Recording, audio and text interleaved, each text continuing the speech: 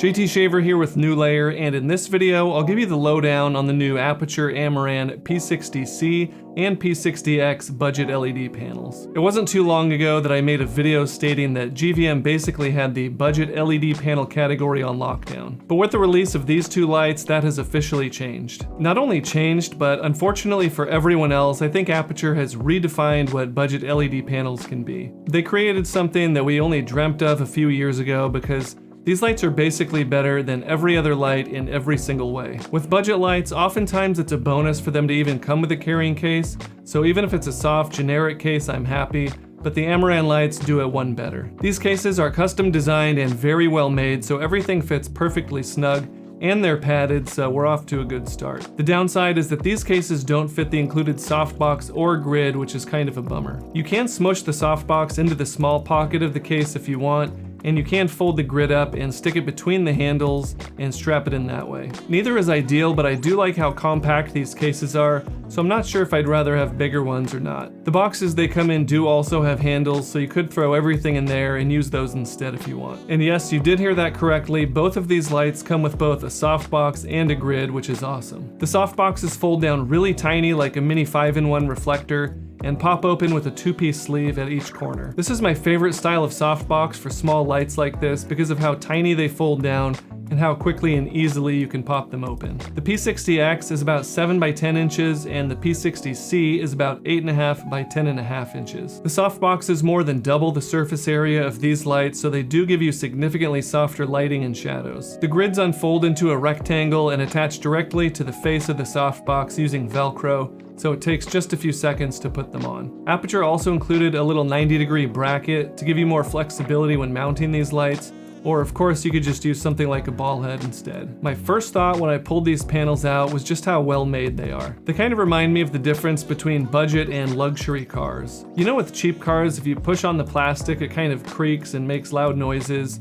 and with luxury cars it's just dead silent all the time. It's the same thing here, and even though these lights are made of all plastic, it's very high quality and put together using really tight tolerances, so it feels really nice. You can power these lights with the included AC adapter or with 2 NPF batteries by attaching them into the slots on the back of the light. The screen on the back also tells you how much runtime you have left with your given settings. These lights have 60 watts of output, but use around 75 watts because of the screens and fans and other electronics. So just keep that in mind when you're trying to calculate how much runtime you'll get with a pair of batteries. In general, you're looking at about 45 or 50 minutes with high capacity batteries at 100% power. Something else really cool I don't want you to overlook is that these lights will actually charge NPF batteries too if you have the AC adapter and batteries attached at the same time. The power cord going from the wall into the brick is locking, as well as the cord going from the brick into the light. The brick also has a little loop on it, and it comes with a little wire hanger, so you can easily hang this from your light stand to keep things nice and clean. One thing that bothers me is that the cord going from the wall into the brick is only about 4 or 5 feet. So if you do hang the brick from a light stand, you kind of have to have it pretty close to a wall outlet or it just won't reach. The cord going from the brick into the light is longer, but it kind of should be the other way around,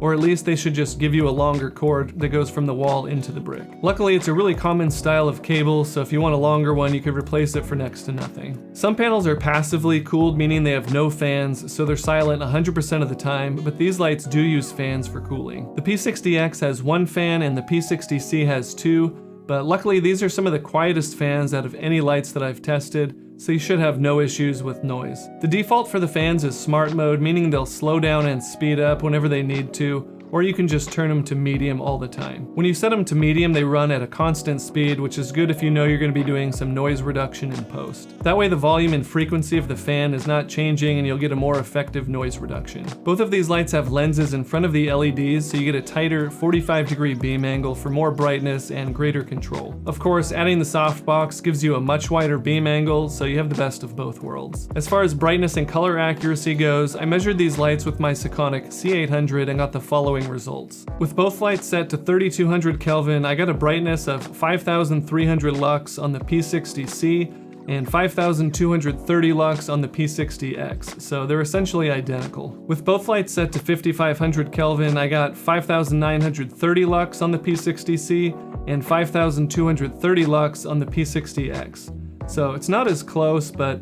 Both would require the same exposure settings equivalent to f13, 1/50th of a second, and ISO 400. If I had to guess, the P60c is slightly brighter because of the added light from the green or magenta LEDs in order to neutralize the tint, but it's still a negligible difference. If you look at the color correction numbers, which show the green magenta tint, the P60x has a color correction number of 0.6 magenta at 3200 Kelvin and 0.7 green at 5500 Kelvin. The P60c is at or near zero because it does have green magenta tint adjustment. The tint of the P60x is in line with other tungsten and daylight balanced lights, but you can see how useful the tint control of the P60c is, because I can easily adjust it to perfectly match the P60x or any other light easily. In my testing, the CRI ranged from 93.6 to 97.3 depending on the light and current color temperature. The only thing I see that I don't necessarily like is the R9 value of the P60x when it's set to 5500 Kelvin,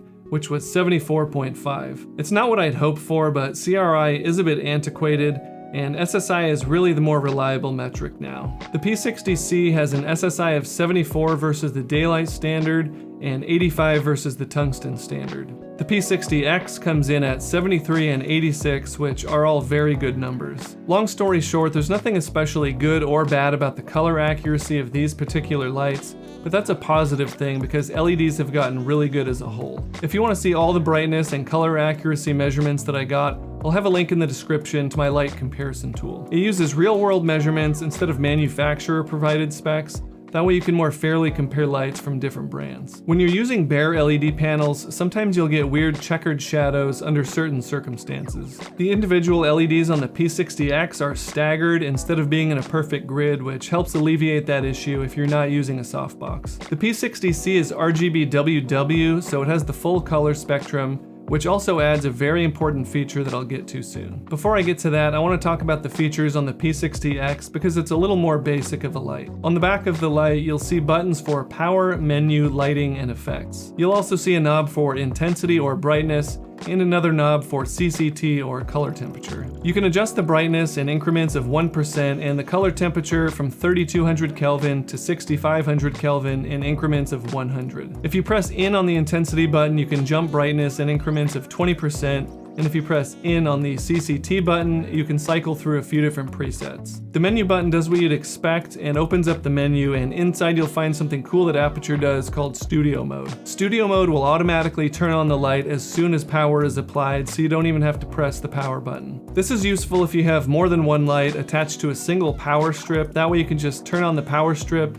and all the lights will come on and you don't have to press the power button on each individual light separately. The effects button opens up the built-in special effects, of which there are 4 on the P60x and 10 on the P60c. There are some effects on the P60c that I think should be available on the X, like flickering light bulb and fire, because they don't require colored LEDs. I'm not sure why those are missing, but maybe we'll get those in a future firmware upgrade. The lighting button simply brings you out of effects mode and back into continuous lighting mode. The full color P60c has all the same functions as the P60x and then some. Because it has red, green, and blue LEDs, you can choose any saturation of any color that you want in HSI mode. It also has 46 gel presets that make it easy to match other traditional lighting sources, or just to quickly find colors that you like. Arguably, the biggest benefit of having an RGBWW light is the addition of green magenta tint control. Not only can you set the color temperature from 25 to 7500 Kelvin, but you can also adjust the amount of green or magenta tint as well. This lets you perfectly match any other lights in your scene,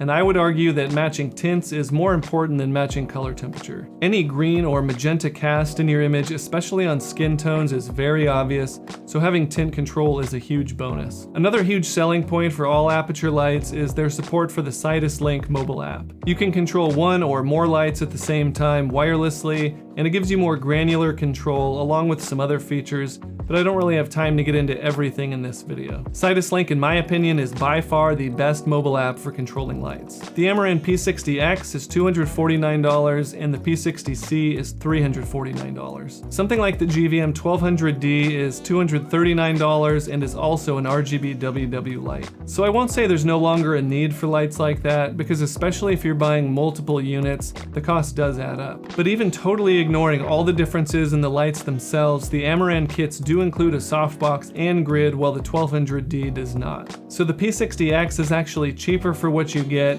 although it's obviously bicolor only, and the P60C is only slightly more expensive. So comparing the GVM 1200D with the Amaran P60C as a kit, we're talking only around a $60 difference for a light that's significantly better in every way. I totally understand if cost is still the #1 priority for you, but in this case, I highly recommend doing anything you can to get the better product if possible. But what do you think? I'm curious to hear if there's anything about these panels that you don't like, so leave a comment and let me know your thoughts. Links are in the description if you want to check these lights out further. That's it for now, thanks for watching, and I'll see you next time.